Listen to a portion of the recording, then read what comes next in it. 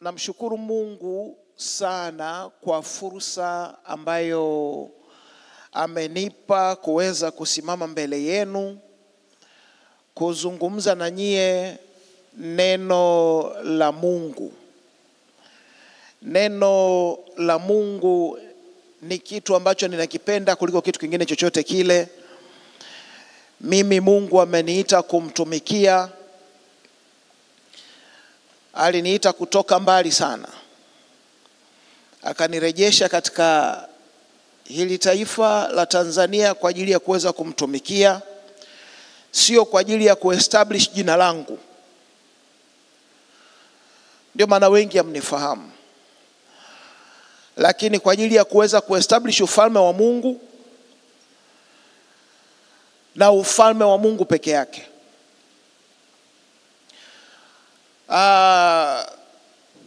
Dr. Tabitha wakati ananiambia kuhusu hii event, aliniambia kwamba mnakusanyika kwa ajili ya worship. By the way, nimeguswa sana na ibada, ndio maana sauti yangu kidogo kama imepotea. Nadhani nilijisahau nikawa napiga kelele kuliko tarumbeta. But God is good. Kwangu mimi,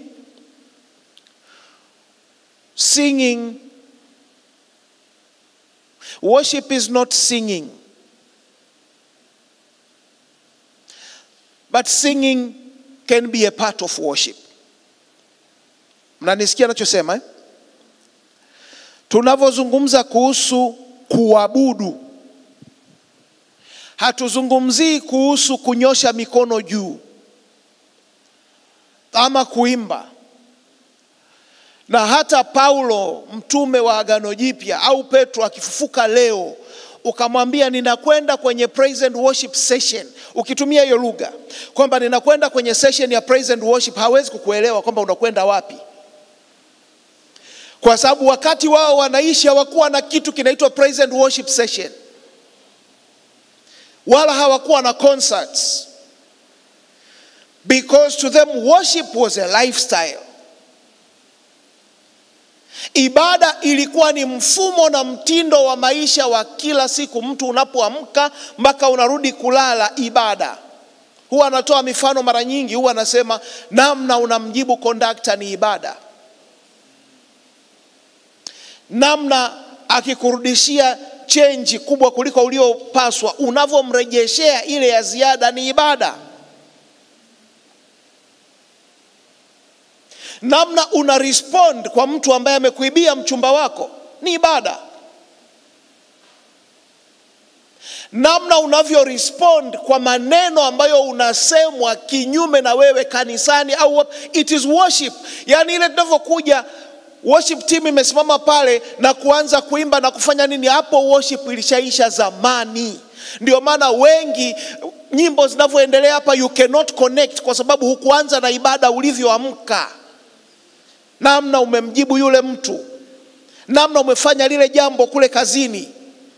Wengine wote pengine mmepewa safari, mmepewa hela za matumizi. Wengine wanakuja kuziretire, anasema nilipanda taxi ya 80,000, nilipanda sijui nini, unatafuta na risiti za uongo unaweka pale, unasubmit, halafu unaretire kahela kidogo au unasema imeisha kabisa. That is also worship. Kuna mtu mwingine anakuja anaretire hela iliyobaki kama ilivyo. That is also worship. Wakristo kwa sehemu kubwa maisha tunayoishi tuliondoka kwenye ibada muda mrefu. Anakuja kwenye worship team pale, wanaimba, wanafanya nini, unasema mbona leo ni kama hawajajiandaa kwenye maombi au hawajafanya mazoezi, sikupata connection. The problem is not with the worship team. The problem is with your heart. Kwa sababu Christianity is not a religion. Actually Biblia inasema dini njema ni kwenda kuangalia wajane, si ndio? Kwenda kuangalia yatima, si ndio? Ina maana Muislamu anaweza kuwa na dini njema kuliko Mkristo. Hivi tuko pamoja? Niko na mtu hapa. Christianity is a movement. Yesu alikuja kuanzisha kizazi cha watu ambao they are divine in nature. Alikuja kuanzisha kizazi cha watu wanao conduct uungu ndani yao. Na uungu hauna liturujia, uungu hauna ratiba. Ratiba ni kwa ajili ya miili yenu. Ndio maana hapa nimepewa ratiba kwamba tutaanza na kipindi fulani, tutakuja na kipindi fulani, ili miili yenu, akili yenu hii iweze kujua flow of today's service.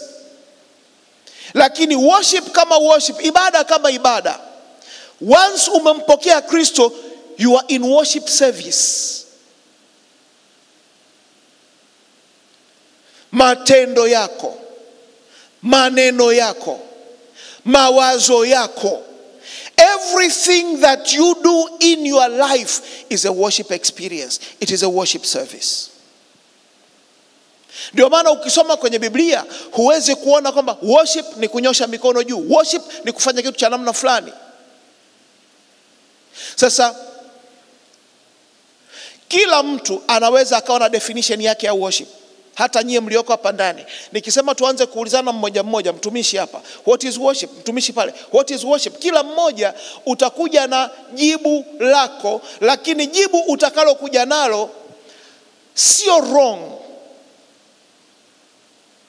Ni sahihi kutokana na namna wewe umeelewa na namna wewe una process worship.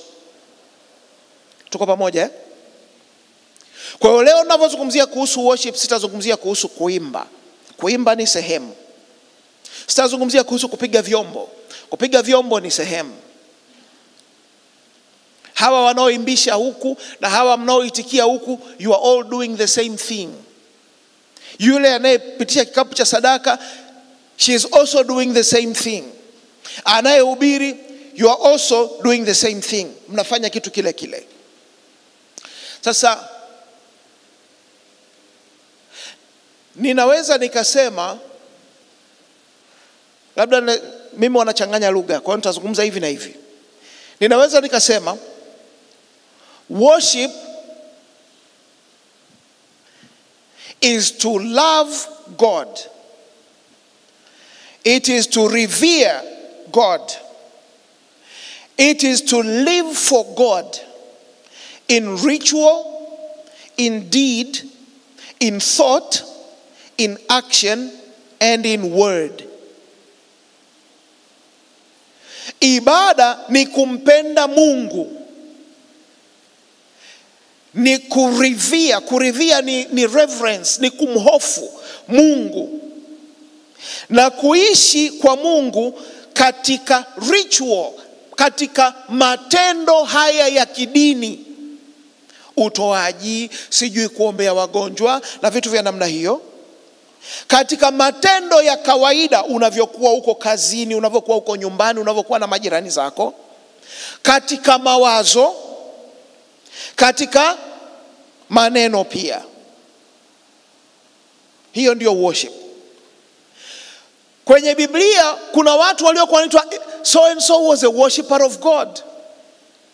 Kuna watu kama kina Nuhu, he was a worshipper of God, na watu na majirani zake walikuwa wanamtambua as a worshipper of God. Kama fulani, imagine mtu, watu hawakuiti mlokole au Mkristo, wanasema tu fulani yule he's a worshipper of God. Imagine hata watu ambao hawaabudu Mungu wako wanakufahamu hivyo kwamba a worshipper of God.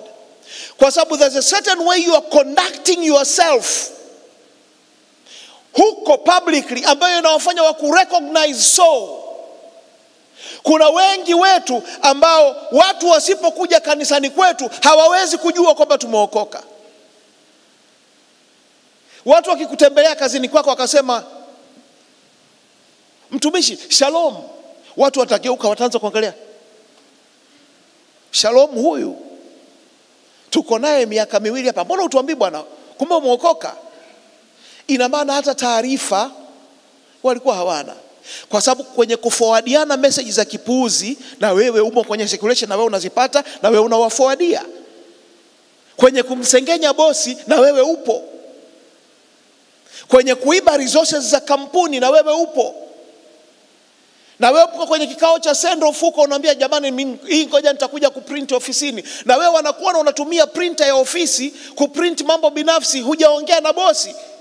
Kwa hiyo walikuwa hawajapata taarifa kwamba umeokoka, kwamba there's any difference. You are one of us. You see? Lakini a worshipper of God is recognized by the things. Kuna mtu fulani unashindwa hata kwenda kumwambia kitu fulani kwa sababu jibu lake tayari unalijua kabla hujaenda. That is a worshipper of God. Wewe waza katika kanisa unaposali. Wewe waza katika eneo fulani ambapo walokole wengi wapo. Kuna mtu fulani unamjua, mko pengine rika moja au age bracket moja, lakini unajua kabisa huwezi kwenda kumpelekea habari za mchungaji. Kwa sababu unajua he will shut you down. Yani hata hapa ndani mnafahamiana. Kuna mtu ukimpelekea habari za mtu mwingine unajua yule hawezi yani atani shut down. Lakini kuna mtu fulani unavuta wire fast. I said tukutane Mlimani City. I have news for you. Na anajua tu kwamba it's not good news, kwamba wewe na yeye mkiongea it's not about the gospel. It's about someone. Tuko pamoja? Kwa hiyo ibada ni maisha. Ibada sio dhehebu. Wala ibada sio kuifuatilia sana doctrine ya namna fulani. Kwamba mimi ni mtu wa neema, mimi ni mtu wa faith movement, mimi ni mtu wa kitu cha namna fulani. Hivyo vyote vipo kumtengeneza mtu kwa ajili ya maisha yake. You start becoming a Christian the moment you close your Bible. Pale unapokuwa umefunga Biblia yako, sasa pale ndio Ukristo unapoanza. Pale unapokuwa umetoka kwenye ile milango ya kanisa kuingia kwenye uraia, kule ndio Ukristo unakokuwa determined. Hapa tunakuja tukufanya matengenezo. Tunakuja tu kufanya matengenezo. Tunakuja kumsherehekea Mungu pamoja, kuimba pamoja, kumsujudia pamoja, kusikiliza neno pamoja, kupata ujuzi wa ziada kuhusu Mungu wetu kwa pamoja. But after we have come out of this place, the things that we do kwenye social media, the things that we do kwenye internet, that is the real us when no one is watching.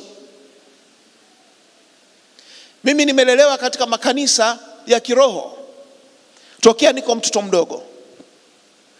Mimi Mungu alijiintroduce kwangu nikiwa mtoto mdogo sana, kabla baba yangu na mama yangu hawajaokoka na kabla sijaanza darasa la kwanza. Kwa hiyo nikawa sielewi Mungu anavyozungumza na mimi.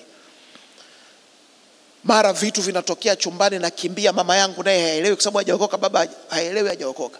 Mara ninaona malaika, mara watu wengine ndugu zangu, kaka zangu na ndugu wengine ambao tunaishi nao, mara wanawaona malaika chumbani kwangu kwa macho. Kwa hiyo nikawa kidogo nina nini. Nimekulia katika maisha hayo mpaka nimefikia teenage years, nimesoma, nimemaliza form 6, nimetoka, nikaenda nje ya nchi kusoma chuo kikuu. Nikiwa kule kwa mara ya kwanza ndio nikawa niko nje ya himaya ya walokole nao wafahamu. Na maaskofu na wachungaji wanaoweza kunitazama kwa kawaida. Kule kwa mara ya kwanza ndio nikagundua tu kuna tofauti tu, kwamba Mungu alikuwa amenipenda ila mimi kama mimi nilikuwa sijakata shauri ya kuweza kumuishia Mungu. Nikajikuta ni mtu wa kuishi maisha ya kawaida kabisa, nikawa ninashangaa kwa nini nimekuwa hivi. I didn't know kwamba nilikuwa ninaishi chini ya himaya ya wazazi wangu na watu wengine ambao wananilea katika wokovu. Kwa hiyo I thought that I knew God personally. Let me tell you something. You can never participate in corporate worship without first being engaged in private worship. Huwezi ukashiriki ibada ya pamoja kama huna ibada binafsi na Mungu kwanza. Worship is singular and personal always. Worship is always singular and personal. Ibada ni kitu ambacho ni binafsi kwanza, kabla hakijawa cha kijumla, Kama hauna ibada binafsi ndani ya moyo wako, kama hauna ibada binafsi katika maisha yako, kama hauna ibada binafsi nyumbani, huwezi kuenjoy ibada unavyokuja katika mazingira ya kanisa. What you will do is hypocrisy. Utakachokifanya kitakuwa ni unafiki, and you will be unable. And because you are unable to worship, you will blame everyone. Leo neno sijui lilikuwaje, mchungaji sijamuelewa. Leo worship team inaelekea hawajajiandaa, inaelekea hawakufanya maombi. Mwahi kusikia watu wa namna hiyo? Worship team hawakufanya maombi, ndio maana worship leo kidogo ilikuwa iko vipi. Lakini wenzio walikuwa wanabubujika, wanalia machozi, wamepiga magoti, wanagaragara chini. The problem is not the worship team. Once again, the problem is the heart. Where is your heart? Most of the times tukitoka kanisani tunamwacha Mungu huko, halafu tukirudi hapa unakuta mtu ndio nimekaa, wakati nimefika kanisani ibada imeanza, ndio nimekaa ninafunga, Mungu naomba unitakase, unisamee yale yote ambayo nimekosea katika mawazo, ninaomba unifanye niweze kukuabudu, ninaomba ufanye nini, unafanya ile unajiosha faster ili uweze kuanza sasa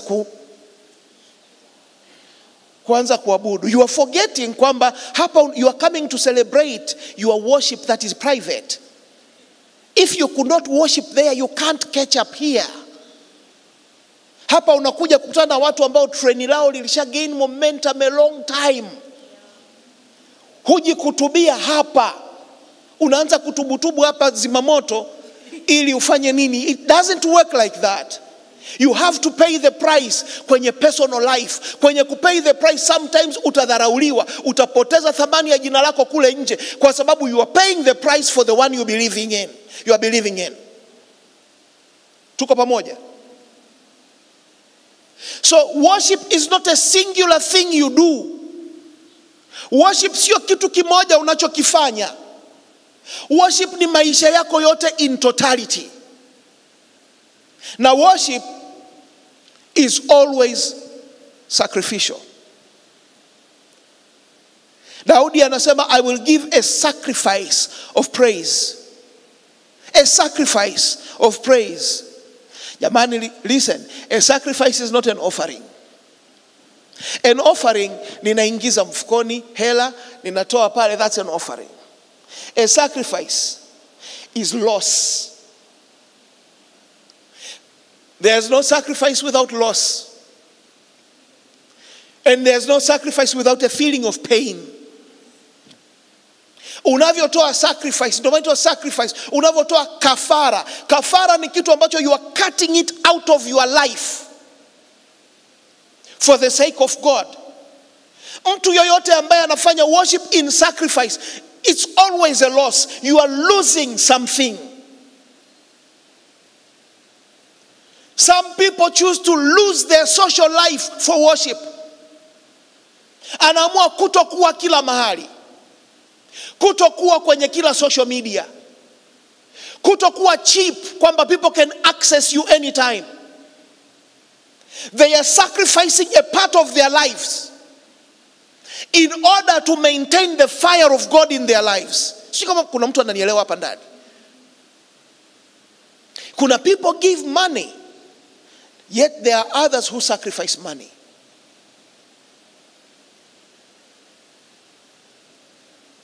The difference is, Yesu akamwambia huyu mwanamke ambaye ametoa visenti vichache, ametoa zaidi ya hao wote kwa sababu she has given everything she has. Now that's a sacrifice. Wale wengine, they just gave an offering. In order worship itokee katika maisha yako, ni lazima there must be a certain aspect of your life that is lived in sacrifice to God.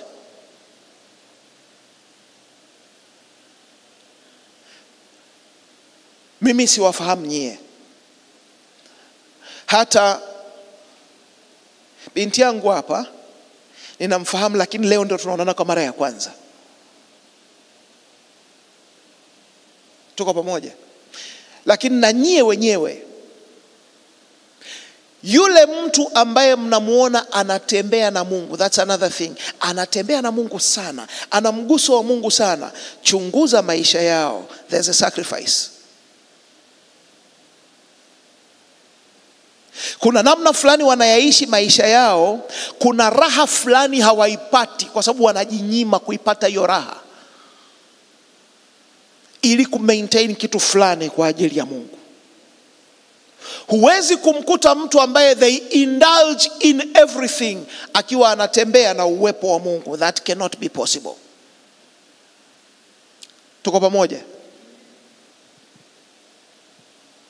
If you have self-indulgence, kila kitu cha kimwili ni cha kwako, fashion ni za kwako, everything ni ya kwako, mashosti wote ni wa kwako, kila kitu, there will be a compromise there, na hutaweza kutembea katika dimensions za kuwa na uwepo wa Mungu in your life. You will always depend on other people to experience the presence of God. Huwezi kuexperience uwepo wa Mungu ukiwa peke yako. Ndio maana lazima uje maeneo kama haya, upate mguso, upate ile warmth. Yani unakaa kama karibu na kigae. Ukiwa kwenye baridi unakaa karibu na kigae cha moto, kinavowaka na unapata kajoto pale. Lakini ukijitenga peke yako, you feel nothing, you get no revelation. Always lazima utegemee revelation za watu wengine. Usikie mchungaji kasema na wewe ukaseme, usikie mwinjilisti kasema na wewe ukaseme, umesikia Judith kasema na wewe ukaseme, umesikia mtu fulani amezungumza kitu fulani, lakini wewe kwa nini upati revelation? Na Roho Mtakatifu ni wa wote. Anasema anayeongozwa na Roho huyo ndio mwana wa Mungu, si ndio? Kwa nini wewe huongozwi na Roho? Kuongozwa na Roho sio kwa mchungaji peke yake, ni kila muumini anabidi kuongozwa na Roho katika kila kitu.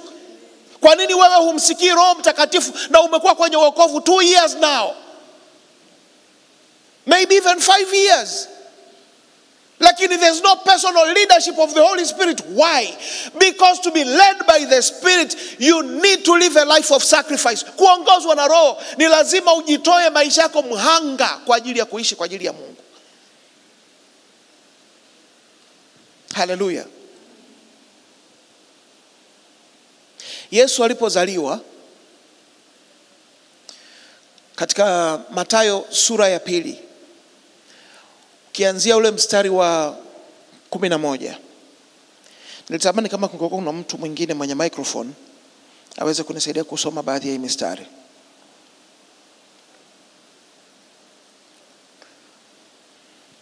Notes zangu mimi nimeandika katika lugha ya tofauti kidogo.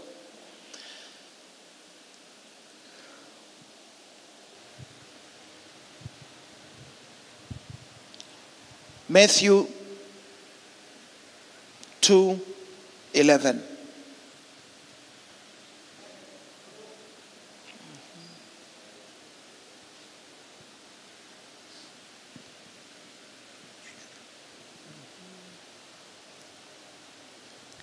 Nitasoma. Wakaingia nyumbani, wakamwona mtoto pamoja na Mariamu mamaye, wakaanguka wakamsujudia. Nao walipokwisha kufungua hazina zao, wakamtolea tunu, dhahabu na uvumba na manemane. Amen. Wakamsujudia. Of course, kusujudia is also a part of worship. Hawa mamajusi Yesu alivyozaliwa. Sasa let me tell you something. Hawa mamajusi, ilo neno waliotafsiri Biblia wa Kenya walitumia Swahili word ambayo kama hujui Kiingereza, that's it, it's lost on you. Nani anayejua mamajusi ni nani kwa Kiswahili tu? Yani hilo neno unalitumiaga wapi kama sentensi? Kwenye sentensi kwamba unarudi nyumbani kwamba nimetoka shuleni tukakutana mamajusi, au leo tulipanda na mamajusi wawili kwenye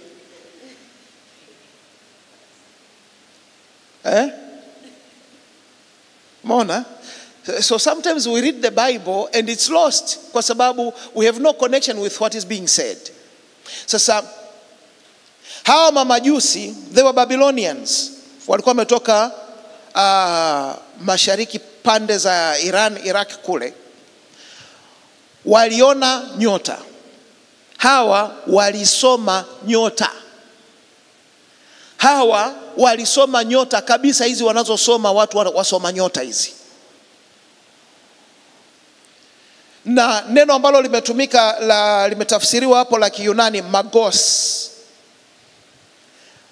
It's where we get the English word magician.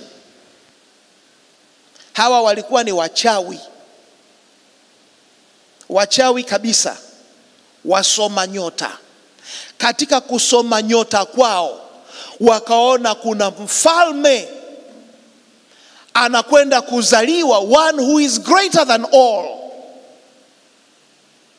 Wakasema twende tukamsujudie. Neno kusujudia pale ni neno ambalo limetumika, ukienda kusoma kwenye Strong's Concordance wanasema like a dog licking its master's feet. Kama mbwa anavyolamba miguu ya bwana wake. Hawa walikuwa moved. No, sometimes you have to be careful. Hawa pamoja na kwamba walikuwa nje ya Mafarisayo, walikuwa nje ya Wayahudi, walikuwa nje ya kabila 12 za Israeli. They were the first people to know kwamba mfalme wa Wayahudi amezaliwa, and they were the first people to come and worship him. Wakati ambao walitakiwa ndio wajue na kumtambua kwanza, they were right there asleep. They didn't know. Ndicho ambacho kinakwenda kutokea katika huu ulimwengu wa mwisho. Mungu anachokwenda kufanya, kuna watu wanakwenda kupata revelation ya Kristo kabla kanisa halijapata, kwa sababu we are too busy in our own programs. We are too busy in our own things. Wakaja na dhahabu, manemane na uvumba. Wakaja na dhahabu, manemane na uvumba. They were very specific. Watu wa zamani, they were very careful about symbolism. Kwamba hiki kina represent kitu gani. Walikuja na dhahabu kwa sababu alikuwa ana represent divinity. Si ndio? Walikuja na uvumba kwa sababu alikuwa ana represent vile vile ukuhani. Si ndio? Walikuja na manemane kwa sababu ndio ilikuwa inatumika kuandaa miili kabla ya kuzika. But they also, katika zawadi waliokuwa wakitoa, walikuwa wanazungumzia maisha yake yote up until his sacrifice, his death on the cross. They were worshiping God with their substance. Wanasema tumekuja kumsujudia. Wamekuja kumsujudia. They came to acknowledge kwamba pamoja na kwamba sisi tunacheza na spiritual powers, pamoja na kwamba sisi tunacheza na nyota, pamoja na kwamba sisi tunacheza na majini na vitu vya namna hiyo, tunakuja kusubmit to you. We know kwamba you are king even over us. Kwa hiyo we are coming to surrender kwamba even witchcraft is under your power. It cannot supersede your power. Sio mnanielewa? Now that is worship. Worship ni pale ambapo kila kitu kinamuacknowledge Kristo kuwa ni Bwana. Kumuacknowledge Kristo kuwa ni Bwana is not just something we say. It has to be something we do. Kumuacknowledge Yesu kuwa ni Bwana hakiwi ni kitu tunakiongea tu, ni maisha yetu yako submitted to him, kwamba we are willing to suffer loss for his cause. Tuko tayari kula hasara kwa ajili yake, tuko tayari kupoteza, tuko tayari kuachwa, tuko tayari kufitinishwa kwa ajili yake. Hallelujah. Tuangalie katika Yohana, Injili ya Yohana. Yohana sura ya 4 mstari wa 20 mpaka 24.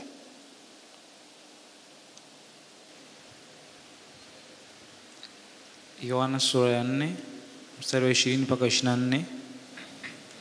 Baba zetu waliabudu katika mlima huu, nanyi husema ya kwamba huku Yerusalemu ni mahali patupasapo kuabudia. Yesu akamwambia, Mama, hunisadiki, saa inakuja ambayo hautamwabudu Baba katika mlima huu wala kule Yerusalemu. Ninyi mnaabudu msichokijua, sisi tunaabudu tukijuacho, kwa kuwa wokovu watoka kwa Wayahudi. Lakini saa inakuja, nayo sasa ipo, ambayo waabuduo halisi watamwabudu Baba katika roho na kweli. Kwa maana Baba anawatafuta watu kama hao wamwabudu. Mungu ni roho, nao wamwabuduo yeye imewapasa kumwabudu katika roho na kweli. Amen. Wangapi mmewahi kukutana na matangazo ya kwenda, Wakristo wanatangaziana kwamba twende Israeli, twende mkaone, twende mkaombe, mpaka wengine wanasema kwamba chukua maombi ulionayo, andika kwenye karatasi, tunayafunga kwenye box, tunakwenda nayo Yerusalemu. Wangapi mmewahi kusikia kitu cha namna hiyo? Hasa katika hili agano ambalo tupo, hakuna kufuru kubwa kama hiyo, kwa sababu Yesu mwenye agano lake hili jipya amesema popote pale ambapo watakusanyika 2 ama 3, nipo katikati yao. It means the presence of God is constituted anywhere on this planet where 2 or 3 people agree to gather, kwamba tukutane kwa ajili ya Kristo. Hata Yesu walikuja wakamwambia kwamba nyinyi, huyu mwanamke anambia Yesu kwamba nyinyi Wayahudi ni watu wa Torati, ni watu wa sheria, ni watu wanaofuata Musa. Nyinyi Wayahudi mnasema kwamba tukutane kuabudu Yerusalemu, sijui tutaabudu Yerusalemu, lakini babu zetu wakafanya nini? Akasema sikiliza, sio katika mlima huu wala sio katika Yerusalemu ambako watu watamwabudu Mungu. Mungu ni roho. Anatafuta watu watakao muabudu katika roho na kweli. I wish we would know, even buildings like this, beautiful buildings like this, tunamshukuru Mungu kwa ajili ya majengo kama haya. Tunaweza tukakutana humu tukamwabudu Mungu nje ya mbali na jua, mbali na mvua, tukawa tuko safe. Lakini I'm telling you the truth people, kuna kipindi kinakuja, mimi huduma ambayo Mungu amenipa huaga kuna vitu vile vile huwa ninaona. Kuna kipindi kinakuja ambapo mtashindwa kukutana kwenye majengo kama haya because it will be dangerous.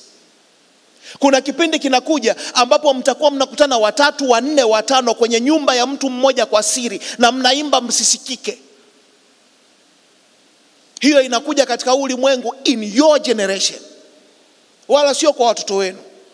In your generation, it's coming very fast. You see. So unless we change the way that we think about Christianity and about church, worship will become about these rituals and these things. Lakini kina Paulo na kina Timotheo na kina nani katika kipindi wanaabudu, they never saw a microphone. Hawajawahi kuona keyboard, hawajawahi kuwa na ngoma, hawajawahi kuwa na amplifier, hawajawahi kuwa na nini, but they worshipped of the places were shaken, kwa sababu kuna kitu, na walikuwa wanazungumza mpaka mfalme anatikisika, kwa sababu they had the presence of God with them. They didn't just have things.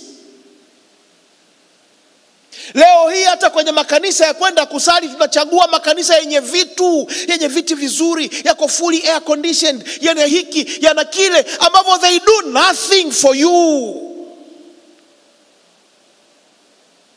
Worship begins in the heart.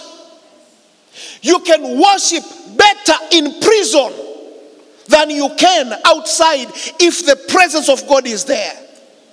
Kina Paulo na Sila walifanya ibada mpaka milango ikafunguka, walifanya ibada mpaka magereza yakatikiswa ndani ya jela. Why? Because the one they had was not in prison. Waliyekuwa naye ndani aliwapa freedom kuliko walio minyororo aliyowafunga. Yupo mtu ananisikia ninachosema? Lazima tuanze kufikiria outside the box.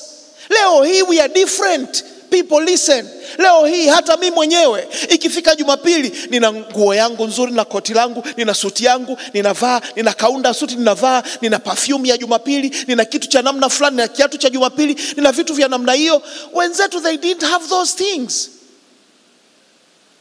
Wala ilikuwa hamwezi kuabudu regularly kwenye sehemu moja hiyo for 2 days in a row, kwa sababu watajua mnapokusanyikia. Yalikuwa ni maisha tu ambayo watu wanaishi maisha live. Hii Biblia ambayo unaiona tuko nayo hapa, hii Biblia leo hii mimi na wewe tumeichukua, tumeandika hapa juu Biblia takatifu. Lakini ukiondoa hilo ganda, Biblia ni biography ya watu waliotembea na Mungu. Biblia ni kitabu tu cha kumbukumbu ya watu waliotembea na Mungu. Hata Agano Jipya, Paulo, Petro, Wao maisha yao waliokuwa wanaishi walikuwa hata hawajui kwamba yanaandikwa ili watu fulani wakasome kwa Waefeso. Paulo wakati anaandika Waefeso, he was not writing the Bible. Alikuwa tu anawafikishia ujumbe, amechukua makaratasi akaanza kuandika Waefeso, fanyeni haya na haya na haya na haya. Mungu amefanya hiki na hiki na hiki. Baadaye nyinyi kwenye miaka 1800 na mkaja mkakuta mkasema hii barua ya Waefeso, hapa kuanzia hapa mpaka hapa tuite chapter 1. Hafu tuite mstari wa kwanza, weka nukta, hapa mstari wa pili, weka nukta. Mnasema tufungue Waefeso 4 mstari wa 3. Paulo ukimwambia Waefeso 4 mstari wa 3 hajui, na yeye ndo aliyekiandika. Akifufuka leo ukamwambia Paulo kwenye Waefeso 4 pale ulimaanisha nini? Anasema Waefeso 4, mimi nakumbuka niliandika tu barua kwa Waefeso. Nyinyi mmeichukua mkaiwekea coordinate system ili muweze kuelekezana jinsi ya kuisoma kanisani. But for him, that was his life. Just his life. It means kuna kitabu chako ambacho generation ya nyuma ya mbele wanatakiwa waje wakisome. Aliishi dada fulani anaitwa Judith. Akaliambia kanisa la Magomeni akisema, enyi wapendwa wa Magomeni, nimesikia kuna aina ya uzembe huko kwenu ambao hata kwa mataifa haupo. What is your book saying? Huwezi kuishi ukawa umejazwa Roho Mtakatifu ukaishi ukafa with no fingerprints katika ulimwengu wa kiroho. Watu wakasema tu Bwana alitoa, Bwana ametwaa, jina la Bwana libarikiwe. You cannot have the Holy Spirit and not have an impact, my friend. Yani huwezi unaishi kabisa na Mungu kwamba nimejazwa Mungu. Yani unavyonena hivyo ndo Mungu ananena. Halafu no impact. Yani kwamba Jumapili unanena hivyo, alafu Jumatatu unasengenya hivi. Kwamba yani yule Roho Mtakatifu Jumapili alikuwa ananena, anakuwezesha, anakuvuvia kuja kufanya hiki unachofanya Jumatatu. Kwamba are we saying the truth? Kuna binti yangu juzi alikuwa ananiuliza kuhusu kunena kwa lugha. Hii kunena kwa lugha kuko vipi? Mbona naona kama watu tunapigiana kelele. Watu wanapiga tu kelele, wanapiga kelele, but you don't see any corresponding change. Mtu ananena for 7 years and there's no change. Bado ni mtu mwenye hasira kali, bado hasamehe, bado ni mtu ambaye anachonganisha watu kanisani mpaka watu wanahama kanisa kwa ajili yake, lakini akianza kunena hapa kama generator la diesel. What is wrong?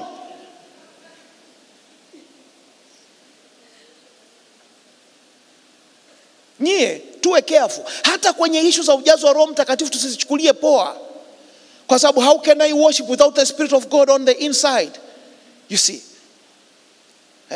Lakini huyo roho ambaye roho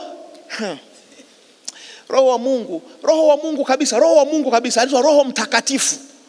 Yuko ndani yako. Unanena kwa lugha. And then you are acting the way that you are.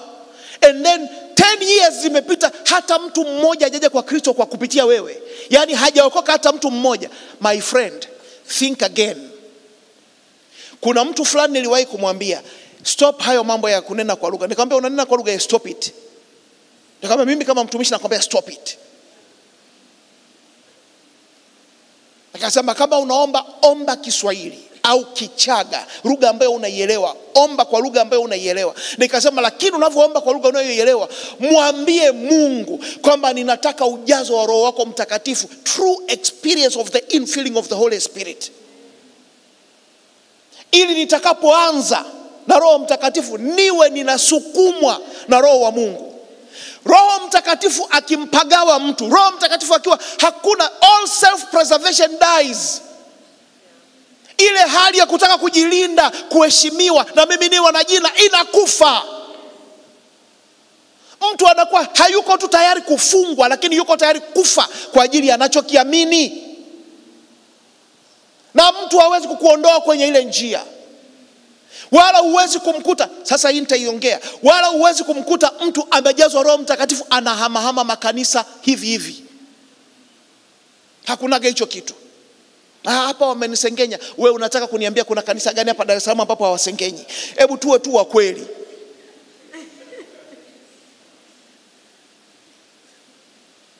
Kuna binti yangu fulani akasema hapa hawakemei dhambi, akahama. Kanisa alikohamia akapewa mimba na mchungaji kule. Kwa hiyo alikupaje? Alikupa wakati anakukemea?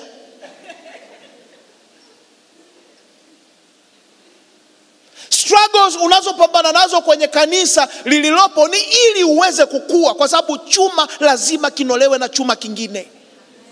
Na Mungu ameweka watumishi humo ndani ya kanisa, watakunyanyasa, watakusengenya, watafanya nini? Kukunoa tu mpaka ufike mahali huumii tena.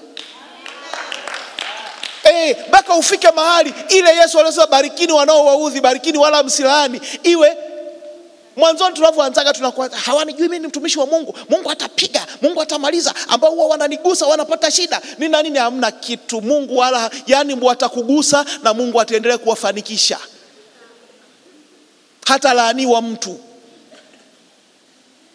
Kwa sababu gani? Wanakufundisha patience. Uwe kama Yesu anasema, kama kondoo anavyosimama kimya mbele ya wale wanaomnyoa, ndivyo yeye atakavyo. Isaya alitabiri kwamba Kristo was quiet.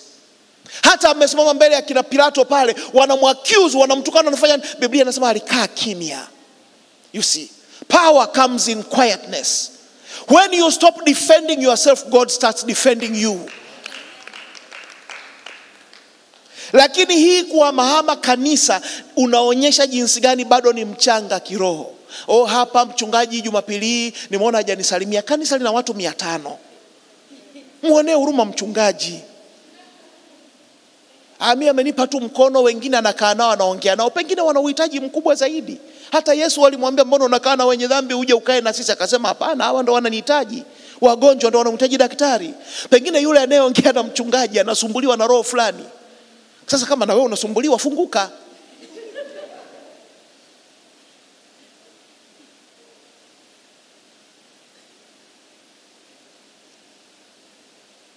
Nyie kuwa na roho wa Mungu ndani, kwamba nina Roho Mtakatifu, hichi kitu msikiongee waziwazi. Yaani fanya kama siri yako mpaka itakapokuja kuwa kweli. Roho Mtakatifu umeweka mkono mfukoni, unaanza shandaraba sika, tuwa kwenye maombi shandaraba sika, shandaraba, unafika unamwona mwenzio ameingia kwenye maombi naye unamshika mkono kidogo, unaendelea na nini. Biblia inasema Roho Mtakatifu tuombee kwa kuugua kusikoweza kutamkwa. Umewahi kumwona mtu amekamatwa na Roho Mtakatifu, kamasi inaning'inia hapa, hajui? Dada maskara inavuja kwenye mashavu, hajui? Mtu na suti yake anaviringika chini, hajui? That's the Holy Spirit. Lakini unatafuna chewing gum, weka mkono mfukoni, unanena kwa lugha. My friend, try again.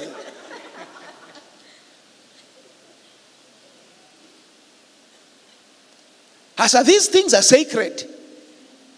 Hivi vitu sio vitu vya mchezo. Tunavizungumza kiwepesi, lakini sio vitu vya mchezo. Wewe mwenyewe tu unaweza kujipima. Anasema the fruit of the spirit.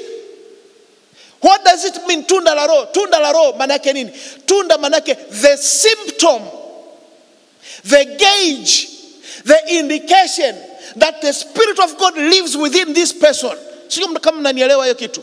Tunda la Roho, ishara ya kuonyesha kwamba Roho wa Mungu anaishi ndani ya huyu mtu. Sio kunena kwa lugha, hapana. Sio kila mtu ananena kwa lugha. Wengine wanatafsiri kwenye mgawanyo wa the gifts of the Spirit. Lakini tunda la Roho, yani ishara ya wewe mwenyewe sio kumpimia jirani yako. Sababu hujui moyo wake, unaujua wa kwako.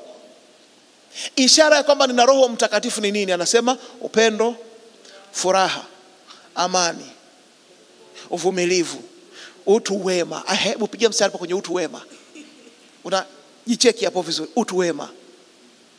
Fadhili, being able to help anytime. Uaminifu. Pigia mstari hapo, uaminifu. Upole, kiasi. Anasema juu ya mambo kama hayo hakuna sheria. Yaani kwa mtu ambaye anayafanya haya mambo, torati haihitajiki kwake, kwa sababu he's already perfect. Huhitaji kumwambia thou shalt not. Thou shalt not commit adultery, tayari iko covered kwenye eneo la uaminifu. Upendo, furaha, amani. Do you love people? Do you forgive people? Are you joyful? Are you at peace with God and men? Anasema iweni na amani na watu wote as long as it depends on you. Kwa upande wako mimi nina amani. Kama kuna mtu ana amani na mimi, hiyo ni issue nyingine. That is the fruit of the Spirit. And because of that fruit of the Spirit, we can now worship. Worship is something very powerful and very strong. Ona Yesu alivyosema kwamba ikiwa umeshika sadaka yako, unakikaribia chombo cha sadaka to do your act of worship, because giving is also an act of worship, si ndio? Unakikaribia chombo ukakumbuka kwamba unabifu na mtu. Nani huyo? Yesu anasema ukikumbuka una dahawa ni bifu. Unabifu na mtu, anasema usitoe ile sadaka. Wangapi mnaelewa tofauti kati ya kutoa hela kanisani na kutoa sadaka? Kuna mtu anakuja anatoa 10,000 ametoa hela. Na kuna mtu anakuja anatoa 10,000 ametoa sadaka. Moyo. Wewe uliyetoa hela hakuna thawabu pale. Yaani hakuna thawabu, umeleta tu hela, umetoa, itanunulia luku ya kanisa, finished. Umemalizana na Mungu, mmemalizana pale. Lakini kuna mwingine anatoa sadaka ina connection na moyo wake. Kwa kuitoa ile, Mungu anakuwa provoked to do something for them, kwa sababu aliyoitoa ni sadaka. Yesu akasema usitoe ile sadaka yako pale, iache, nenda patana na ndugu yako, halafu urudi kuja kutoa. Okay, naomba mnitizame. What does that tell you? Kwamba hata sadaka anakukataza kutoa, kwamba ili sadaka yako iwe na maana, nenda kapatane na ndugu yako kwanza kule nyumbani, halafu urudi kuja kutoa. What does that tell you? Hiyo inakwambia nini? How many Christians are wasting their money kutoa wakati wamewashikilia watu mioyoni mwao, wakidhani kwamba lile fungu la 10 litambariki, akidhani kwamba ile sadaka itambariki, akidhani kwamba ile malimbuko itambariki, wakati kuna mtu amemshikilia hapa. Kuna mtu unajua kabisa ulimnenea maneno ya uongo, ukamsingizia na akaumia. Mwingine mpaka akapoteza na wokovu, akaondoka nje ya kanisa na akapotea. You know that you did that, but you never went to set it straight kwamba guys, kile nilichozungumza kuhusu dada fulani, I am so sorry, sijui nini kilinipata, but I lied. Ninaomba mumtafute muweze kumrejesha, kwa sababu damu yake nitadaiwa. Many Christians tunaishi, tumeruin maisha ya watu, but we don't even care. We keep coming back every Sunday and we keep giving money, thinking kwamba we can buy our way into heaven. Mungu adhiakiwi. Fix your issues. Yawezekana kwa kinywa chako kuna watu uliwaharibu na ukawaharibia, na ukaharibia fellowship, heshima waliokuwa nayo wakawa hawana tena mbele ya watu. Uliwavua nguo kwa kinywa chako. My friend, fix that issue. You cannot worship beyond that. You cannot worship beyond that. Kunyosha mikono juu hakukusaidii, kulia hakukusaidii, kugalagala chini hakukusaidii until that thing is fixed.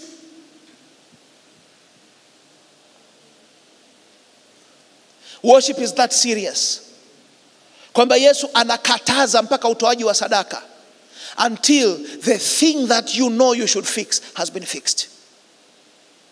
Hapo vipi? Tuko pamoja? Ningedhani kwamba Yesu atasema kwa sababu unayoleta ni hela, weka hayo mengine tutayaongea, yanaongeleka. Biblia inasemaje? I desire mercy, not sacrifice. Ninataka rehema zaidi kuliko hiyo sadaka yenu. Aisa, tukiweza kujifunza hilo, I desire mercy and not sacrifice,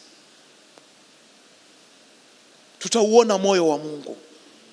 God wants us to be compassionate and merciful. Anasema be ye merciful as your heavenly Father is merciful. That's the way to worship God.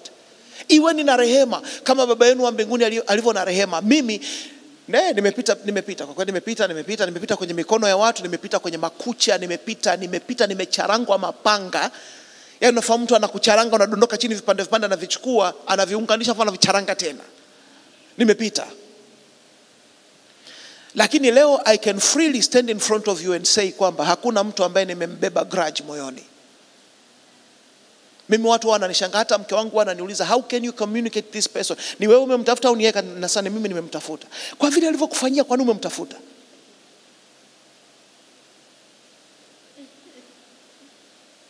Mimi ni kiongozi mkuu katika kanisa langu. Ni general overseer.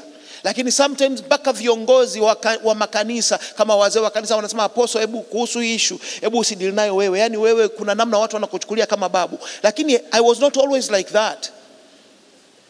Mungu amenivunja, amenifikisha mahali ambapo there's literally nothing that you can do that I cannot forgive you for. Kabla hujaniomba msamaha, mimi sisamehi watu baada ya kuniomba msamaha.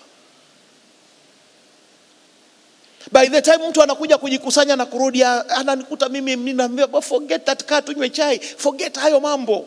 Kumbe bado upo huko. Umeteseka 5 years.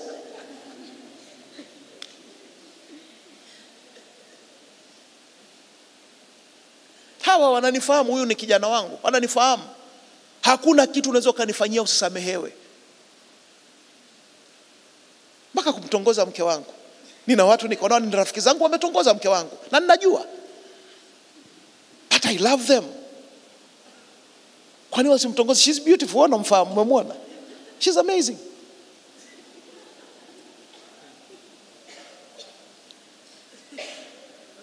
My friend, ili tumpendeze Mungu inabidi tufe. Kuna vitu watu tunavizungumza, tunavita death to self. Nyie, kile kitu watu wa Kristo nyie mnazungumza tu death to self. That thing is painful. Death to self. Maana yake nimekufa, sio mimi tena ninaishi, bali Kristo. Tunamnukuu Paulo. Wamekugusa vizuri wewe kweli, yani wamekugusa vizuri, wamefika, yani wamefikia bei yako. Your emotional price wameifikia. Sasa sio mimi ninaishi. Kuna sehemu akikufikisha utagundua kwamba ni mimi ninaishi, tena sio mimi tu, mimi mhaya ninaishi.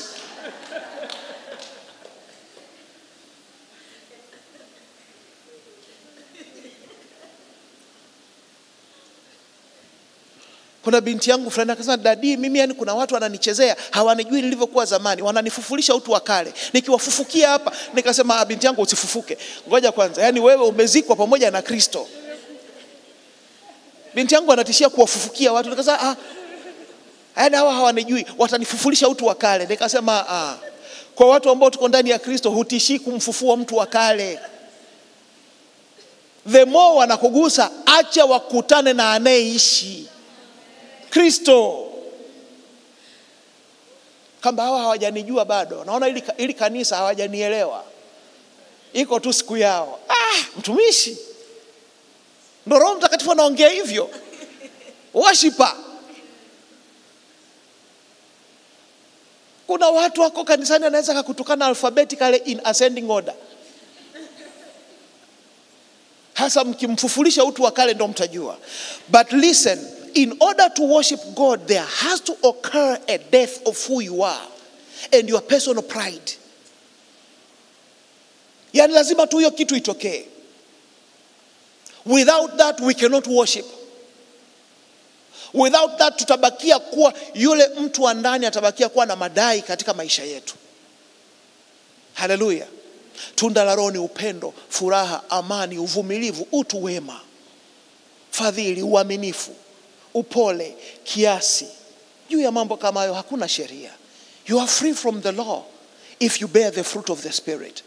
Why? Because you no longer need the Torah, the external law, to control you. You need the internal conversion to turn you into a new creation. Mimi leo ninaishi kwa kumpendeza Mungu, sio kwa sababu sheria imenishika shingo na kusema thou shalt not, ila kwa sababu asili yangu ya ndani imebadilishwa. Nimezaliwa mara ya pili. Na ukizaliwa samaki, you don't need anyone to teach you how to swim. It's in your DNA. It's in your nature. And therefore you cannot boast kwamba I know how to swim. Yeah, you're a fish. Yeah, I know how to fly. Yeah, you're a bird. It's in your nature ambayo Mungu amekupa. Forgiveness is our nature. Nimekuja kugundua tunavyo deal na issue ya worship katika kanisa, tuna deal sana na issue ya attitudes tulizonazo. Lack of forgiveness, lack of compassion, lack of mercy, lack of nini. Those are the things ambazo zinatuzuia tunashindwa kuwa worshipers of God. Vitu vidogo vidogo, vitu vya kimwenendo ndio vinatuzuia. It's not that we don't know how to sing, we have the most beautiful voices. Tuna vyombo vizuri. Sasa tujifunze kumwabudu Mungu katika wakati huu ambao ametupatia.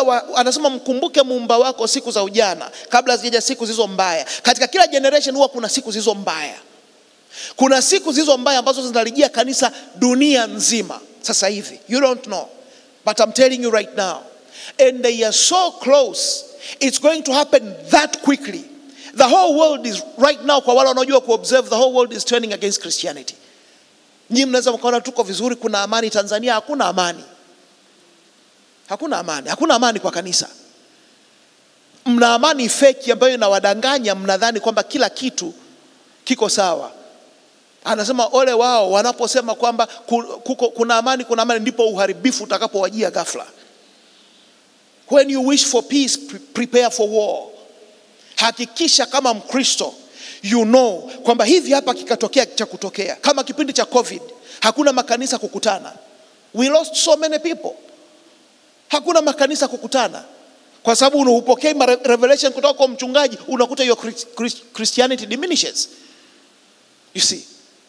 Kikija kipindi kama hicho ambapo kanisa hamwezi kukutana 1 year. Majengo kama yanakaa yanakusanya tu buibui. What are you going to do with your personal faith? Ulikuwa unategemea mafunuo kutoka kwa mchungaji. Mchungaji huwezi kumpigia hata simu, simu hazipatikani. Au mchungaji kawekwa ndani. Wanasubiri nani anayekuja kumtembelea naye tumkamate. Will you visit your pastor? Yani mara nyingine amani inatudanganya tuone kwamba tunamwabudu Mungu, tunamwabudu Kristo, kwamba we share the same faith as Paul. No, wale watu wanasema kwangu mimi, wanakuja kumkamata. Sasa kwangu mimi kuishi ni Kristo, kufa ni faida. Mkiniacha nikaishi mimi, mnaishi na Kristo, mkiniua ninafaidika. Choose. Mtu ambaye anajichukulia kwamba ameshakufa anasema for I am dead to sin. Anamwandikia Mungu katika Wakorintho anasema kwa ajili yako tumechukuliwa kama kondoo wa kuchinjwa kila siku. Na alikuwa haandiki kwa malalamishi, no, anampa tu ripoti kwamba kwa ajili yako tumechukuliwa kama kondoo wa kuchinjwa kila siku. Na hasemi hawajui utumishi wangu mimi jinsi gani watapata shida wakinikamata mimi ndio Paulo, wakinikamata familia zao zitakufa. No, kwamba tumechukuliwa kama kondoo na tunakufa. Anampa tu ripoti ya yanayotokea. Leo hii watumishi mkiguswa tu kidogo mnaachilia laana. Ninaachilia laana. No, barikini wanaowaudhi, barikini wala msilaani. Kama unataka kutuonyesha umejaa worship in you, pale wanapokugusa, wanapokudhulumu mali zako na nini, you are supposed to release a blessing upon them, not a curse. Wanampiga mawe Stefano, akasemaje? Akasema Baba wasamehe. Na katika wanaompiga pale alikuwepo kijana mmoja aitwa Sauli. Na kutokana na hiyo prayer, wasamehe maana hawajui watendalo, from that prayer Saul was converted to Paul. Na akaishia kufanya kazi kubwa zaidi ya injili kuliko aliifanya Stefano mwenyewe. Lakini ingekuwa mtu mwingine kwamba kwa haya mawe mbona unapiga zimelaaniwa familia zenu, mkakauke. A worshiper of God is something different. Barikini wala msilani. Love your enemies, anasema. Be good to them. How many, unajua loving your enemies is one thing.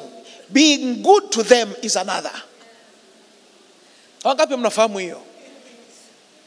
Being good to your enemy ni pale unapomuona kuna kitu limempata, huyu mtu anakwenda kuaibika, you cover them.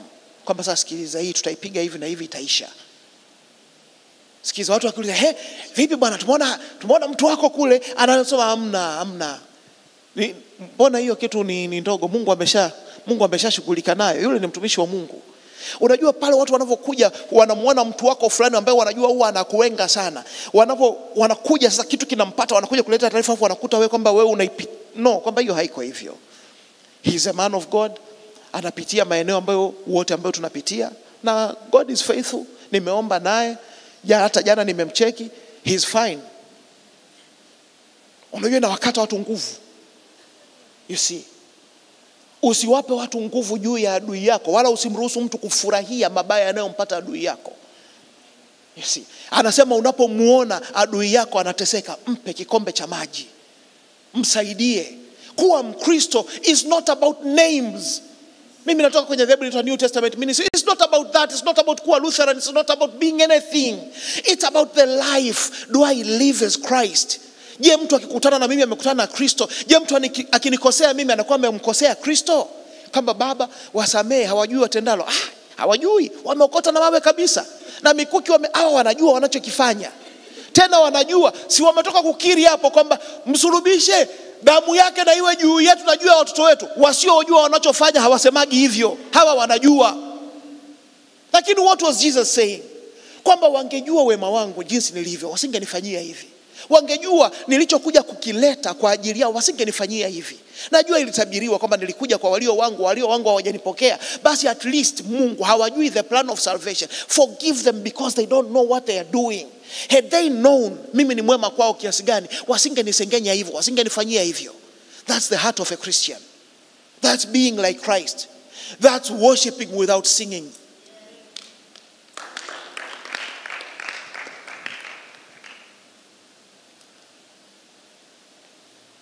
Mnanisikia nachoongea? Mungu nia yake haikuwa kutengeneza wafuasi. Mungu nia yake ilikuwa kumfotokopi Yesu basi. Atengeneze as many copies as possible, aziachie ulimwengu. Naomba nizungumze kitu ambacho nyinyi mnaweza mkakiona kama ni kufuru, lakini mtanisamehe nikiondoka. Anasema kwa maana jinsi hii Mungu, binti jina lako nani? Aksa. Kwa maana jinsi hii Mungu aliupenda ulimwengu hata akamtoa mwanawe pekee, ili kila amwaminie mwanae huyo asipotee, bali awe na uzima wa milele. Lakini vile vile, kwa maana jinsi hii Mungu aliupenda ulimwengu hata akamtoa Aksa, ili kila amwaminie asipotee. Kumbuka Yesu alisemaje? Akasema sizungumzi tu kuhusu hao kwenye Yohana 17, bali na wale watakao liamini neno lao, sio neno langu kupitia wao. Neno lao. Paulo naye anasemaje? Anasema Mungu atahukumu ulimwengu kwa mtu mmoja, Kristo Yesu, kama injili yangu inavyosema. Sio injili ya Kristo, injili yangu. Ndio maana injili ya Paulo ipo, ni injili ya Paulo. Ukiisoma iko tofauti kidogo na injili, zote ni injili. Petro anasisitiza utakatifu, sijui ya brightness na vitu. Huyu anasisitiza kuhusu kuamini kwa njia ya faith na kuhesabiwa haki kwa njia ya faith. Ni injili ya Kristo yote hiyo. Lakini each and every one of us has been given a word. Each and every one of us has been given a doctrine. Each and every one of us has been given a gospel. Kwa hiyo wanao kuamini wewe hawatapotea, bali watakuwa na uzima wa milele. Hawajawahi kumuona Yesu, wamewahi kukuona wewe unaishi mbele yao. Wamewahi kukuona wewe unayewashuhudia. And therefore, what are people seeing in your life ambacho kinawasababisha wasipotee bali wawe na uzima wa milele?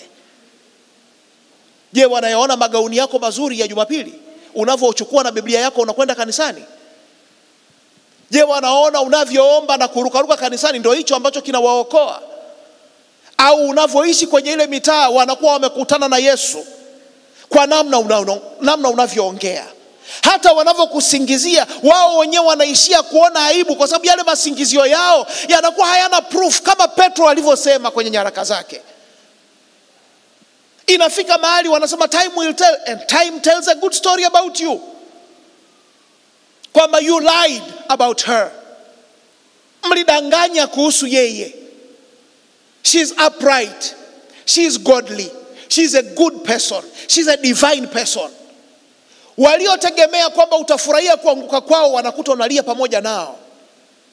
Wanategemea kwamba sikiza, naelewa bwana, hebu shika hii angalau 5,000 na urudi nyumbani, 10,000 urudi nyumbani. Alafu kimya humwambie hata mtu, humwambie hata mke wako, humwambie mume wako, humwambie mtu. Yani inakuwa ni siri yenu. Kuna ile wa Kristo kwamba nilikwambia atapauka. Amekuja analialia hapa, nimempa 10,000. Anakuja analia. Yaani kuna namna fulani hivi Mungu atusaidie kuwa na moyo wa Kristo nje ya jengo la kanisa.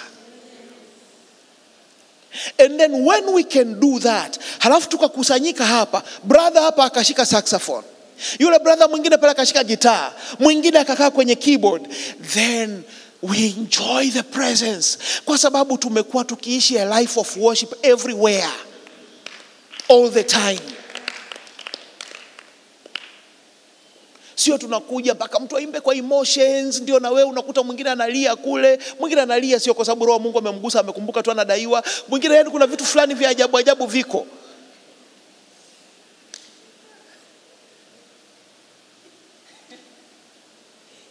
Unakuja wanaimba kaimbo fulani ka huzuni, unakumbuka deni lako.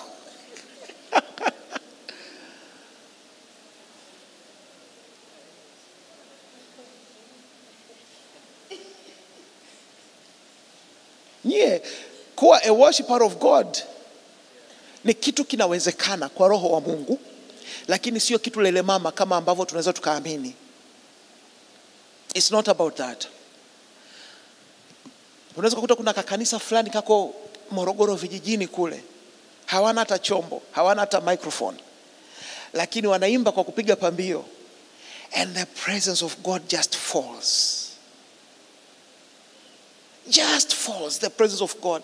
Umewahi kuona watu wanakuja, nimewahi kuwepo kwenye ibada mimi ambapo mtu alikuja akaanza kupiga kelele, mnisamee, mnisamee, mnisamee. Tukaanza kushangaa, tukusamee nini? Anasema mimi ni mchawi, mnisamee. Akatubu pale, akaanza kuombewa, akatapika, akafanya nini na nini, lakini tu yani kwamba na sisi tulikuwa tu tunaimba kwamba there was just singing, and the presence of God came, and conviction without the preaching of the word. Conviction. Kwa sababu presence, mtu amekutana na presence ya Mungu, hajakutana na umaridadi. Mara nyingine tuwe careful. Haya, kuna mambo mengi mazuri. Tunaweza tukaweka concert kubwa Mlimani City pale, tukaweka concert, haina problem. Hivyo vitu havina shida. Yani havimpendezi Mungu wala havimchukizi. When we do those decorations, they are for us. Really. Mungu haangalii huu kumbi mmelipia milioni 25 we.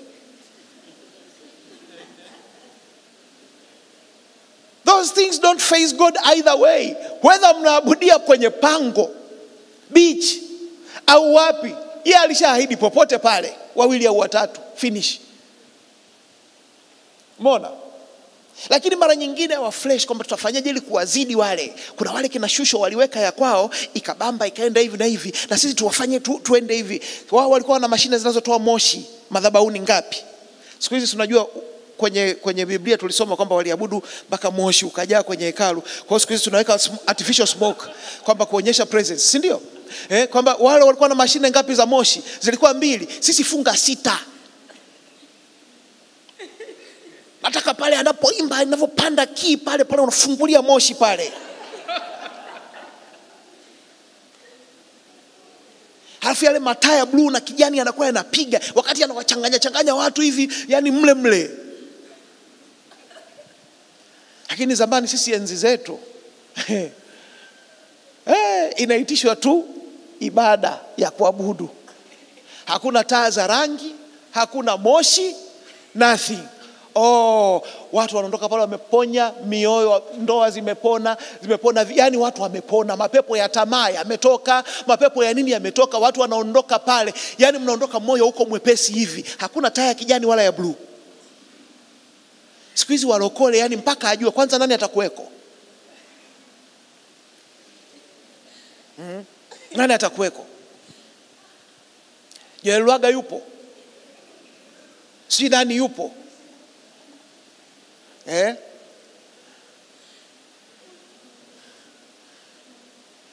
Wanataka wajua ukumbi ni wa aina gani, list ya wanaokuja pale ni nani, amealikwa apostle gani au prophet gani. Wanakuja wale maprofeti wenye viatu vimechongoka vinang'aa. Mnafahamu prophet wale sijajua manabii wana shida gani. Na wapenda manabii, nina wanangu wengi ni manabii. Viatu lazima viwe vimechongoka vinang'aa. Sijajua shida pale ni nini. Lakini yani lazima ajue mtu wa namna fulani aje. La sivyo tunaona kama hatujaabudu hivi. while we enjoy those fleshly things, we must be careful to keep worship spiritual. Sijavikandia tu hivyo vitu, hata vijana wangu wanavifanya. Mimi nimejaliwa vijana ambao ndo kazi zao actually. Mimi karibu vijana wangu wote wa worship ndio kazi zao. That's what they do. Umeona? Lakini kabla taa ya kijani haijawaka, maisha yangu the past 48 hours yakoje? Kabla sijaruhusu, sijawasha ile mashine ya moshi itoe moshi, artificial presence, maisha yangu the past 72 hours yako vipi? Otherwise hivyo vyote vitakuwepo, vitapendeza. Ndio maana tunaishia vijana wa siku hizi ambao hawajui mambo ya zamani, waliookoka siku hizi wanaishia kusema concert ilikuwa kama fiesta. Yani comparison walionayo ni of the flesh. Kama I say concert ilibamba, ilikuwa kama fiesta kabisa, ilikuwa kama concert ya Diamond. Yani that's the only thing you have to compare to. Yani our success of worship unaipima na fiesta. What about the presence of God? Did you feel anything? Did you feel a conviction? Ulijisikia ole ndani? Ulijisikia toba ndani? Ole wangu mimi ni mtu mwenye midomo michafu na ninaishi katikati ya watu wenye. Did you feel that? Au ulifurahia tu kwamba stage ilikuwa imekuwa set kama ya fiesta? Christians, let's be careful. We should not allow the flesh to dictate the spirit. Always the spirit must come first and then the flesh. The spirit should be strengthened first and then it directs how we act in the flesh. Nimeongea na mtu hapo. Angalia concert zenu zote walokole. Siku hizi ukienda, ukiambiwa anaimba pengine Paul Clement, anaimba Joel Lwaga. Hao ninawataja kwa sababu ni vijana wangu ninawamudu. Joel Lwaga ni kijana wangu wa kanisani na nimefungisha hata ndoa yake. So nikiwataja hapa sio kwamba namsema vibaya, ni kijana wangu. Naweza nikamtajia mfano. Ukienda kwenye concerts, simu, vijana wamejaa hapa, simu ziko hivi. Unaangalia ni bahari ya simu ziko pale. Unajiuliza, watu hawaabudu tena siku hizi? Unarekodi kwa ajili ya nani? Kwa sababu wenye concert yao tayari wanarekodi, itakuweko YouTube, itakuweko everywhere. Tayari they already on a professional camera kama hii hapa, iko hapa. It means this is somewhere. Itakuweko YouTube or somewhere. Halafu na nyie wote mmesimama na nyie mko hapa. Halafu mwingine Paul amesimama pale, Clement anaimba, unakuta yeye anajiselfie kwa hapa, anageukia congregation, anajiselfie hivi ili atokee na nani, aonyeshe watu kwamba na I was there, na vitu vya namna hiyo. What is happening to the church? Whatever happened to just worshiping?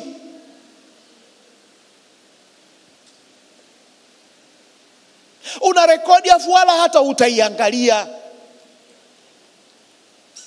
You had an opportunity to worship live.